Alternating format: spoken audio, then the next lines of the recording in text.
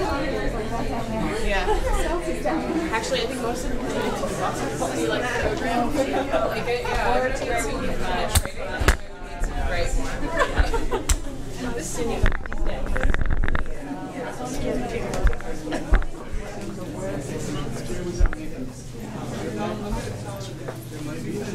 But they're actually Columbus.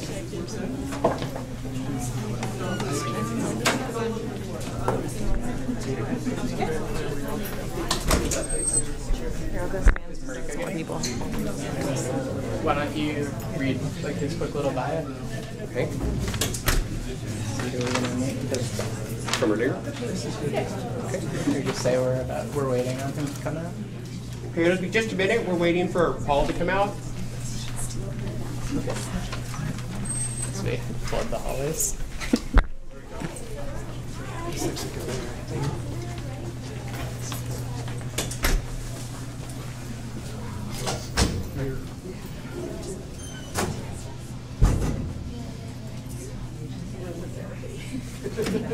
So there's a few more people than we were expecting, and so we're not all going to fit in the office. He's going to come out. Would you like to move down here to the area? Yeah. Do we need to? Your fan club is here. Do we need to? Yes. We can just go right down there. Yeah. Sure. Oh, yeah, right here is good. Yeah, Yeah, fine. yeah, let's We're do good. it. This is fine. Right here? Yeah.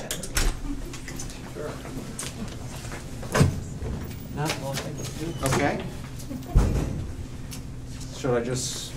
Yeah. Okay. Well, my name is Paul Keats, and I work here at the American English Institute, and I've worked here for 9 years. I work on the front line, so I'm the front office assistant. And so I've been working there for 9 years, and I'm currently at the highest step for an OS2 classification. And so as a result, really the only additional money I will get is a cost of living increase. So that's a very important issue to me. Okay. I did make a few notes, if it's okay, if I could just read from these. Yeah. Okay.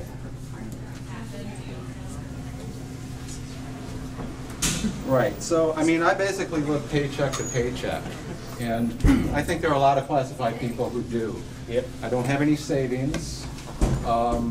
I pretty much live on the economic edge, as I think a lot of people who are classified workers do.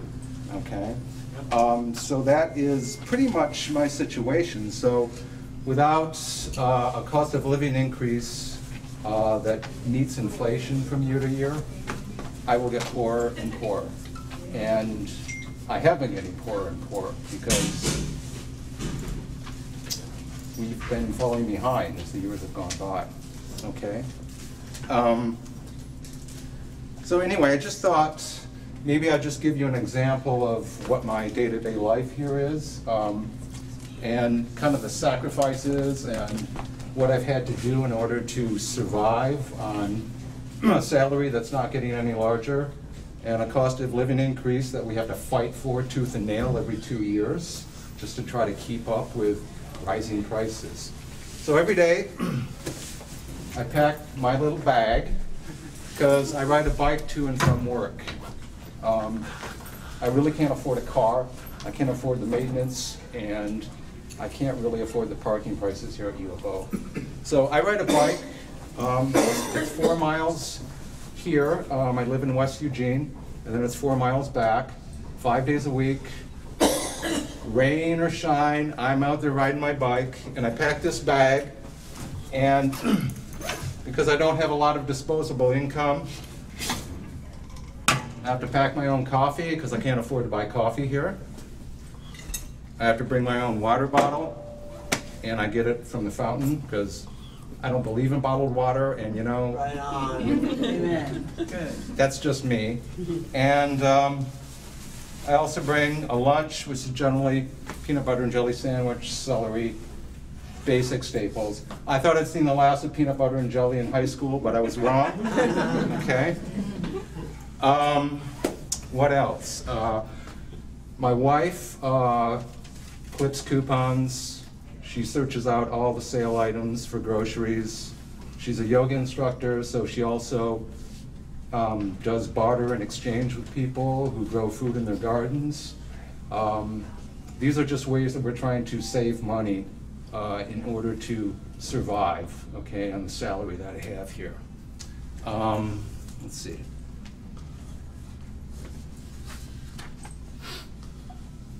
So anyway, all this takes a lot of planning. You know, you work here 40 hours a week, and then you're doing all of this economizing and strategizing and trying to save money here and there. And, you know, that takes time. So it's added onto what you already work here. So that's kind of my day-to-day reality, okay? So what U of O is apparently proposing is a cost of living increase. I think it's 1.25% for the first year. Yes. And 1.5 for the second. Yes. So I think it's a total of 2.75, right? And our union is seeking a 3% for 2 years, okay? That's really, really important because I think the CPI in Portland is 2.3. So apparently what U of O is offering doesn't even meet the cost of inflation. And you know what that means for me? I take another step back. And the second year, I take another step back. I get poorer and poorer. If this university won't give us a cost of living increase that allows people just to buy basic things and to keep their head above water, I think is atrocious, you know? And the thing is, this system can afford it. It can absolutely afford it. I mean, if you look in the local focus today, I think Kurt wrote on this and Johnny Earl wrote on this. It's not that much more money for this system and U of O to pick up in order to give us that 3%, okay? I also wanted to talk about the years of sacrifice that classified staff went through. Starting in 2009 to 2011, everyone had furlough days. I think there were wage freezes at that time as well. And so I did a little calculation today, and from 2009 to 2013, over that 4 years, I lost about $3,000 in income. And that's just with the furlough days. I didn't calculate the wage freezes. So that's another huge step back. We were told at the time that, you know, if you folks sacrifice now when the economy turns better, we'll give it back to you. Bullshit. Well, guess what? It didn't happen. And it's not going to happen unless we fight for it. Okay? Let's see. So I think the wage disparity that's currently existing between classified staff and other wage classifications across the university is getting worse. I mean, I was looking at this recent graph. This is from U of O Matters. It's from U of O's own institutional research office. And it shows a great disparity between classified staff, which is this red line along the bottom, which doesn't rise very much at all. It's kind of flat. So if you were reading a cardiogram, this would be a dead patient on the table. Okay? This line, which is curving ever upward, this is senior administration. Okay? And that level of disparity is simply grotesque. I mean, I think it really mirrors what's happening in the United States today. Yes. This is the 1% at U of O, folks. Right. And this is the rest of the 99% Right. down here. Right. Okay? So this is a major problem. And for this university to say that they don't have the money to give people, it's absolutely wrong. And you know, it's a moral issue. We've got politicians now, thank God, who are out there campaigning, saying that this is a moral issue, this disparity between the 99 and the 1%.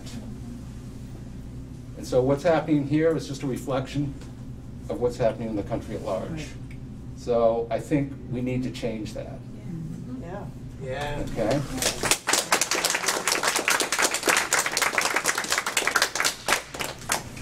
And I also think there needs to be a cultural shift here within this system as to how U of O management, the university system in general, views classified staff. You know, you keep hearing that U of O wants to be this major public research university, that they have this goal.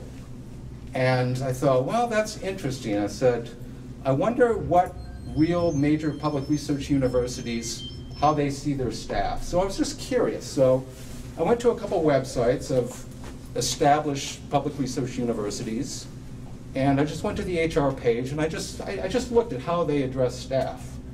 And it was very interesting because the University of Michigan, which is a major public research university, they talk about their staff, and I'll just read a couple sentences here. It won't take up a lot of time. But they say, working at U of M, faculty and staff, okay, so that's inclusive, of the University of Michigan help improve the world through the leading research, education, patient care, and professional services that make it a world-class institution. We're here to provide you with the information and resources you need to reach your full potential. Okay? Wow. They want you to reach your full potential. Amazing. That's a public research university that is world-class. I went to UC Berkeley also, and I found this was rather interesting as well. They actually have a staff appreciation week. Okay? Not a day, not a luncheon, an entire week to appreciate staff. Okay? And they also have a mandated $15 an hour minimum wage in the UC system now.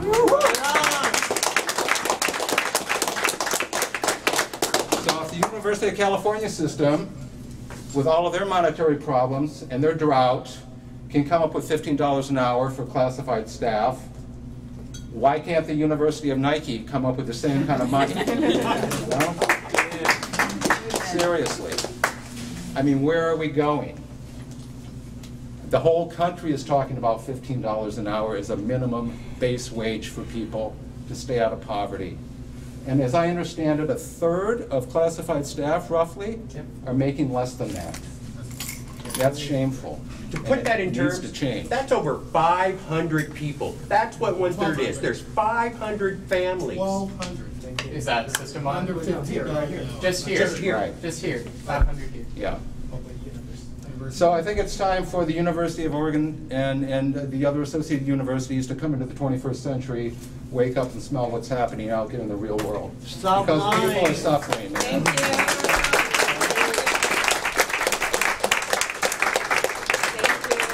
Thank you. Thank you. Thank you, Paul. Okay. I just want you to know, when you guys look good, Megan, Yeah. I will be at the Sunday. Thank you so much. Okay, you're welcome. Thank you. Thanks, everyone. All right, everybody, if I could have you follow me.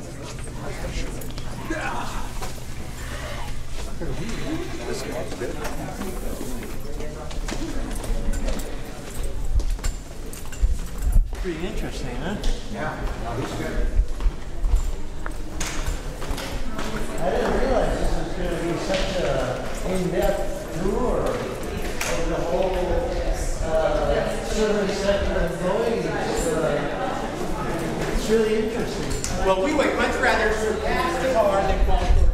So thank you very much. Yeah.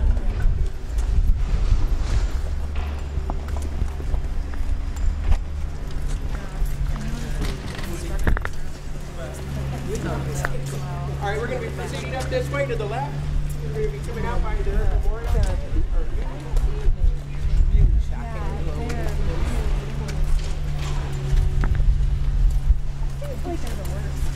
The one in class salaries and adjunct salaries are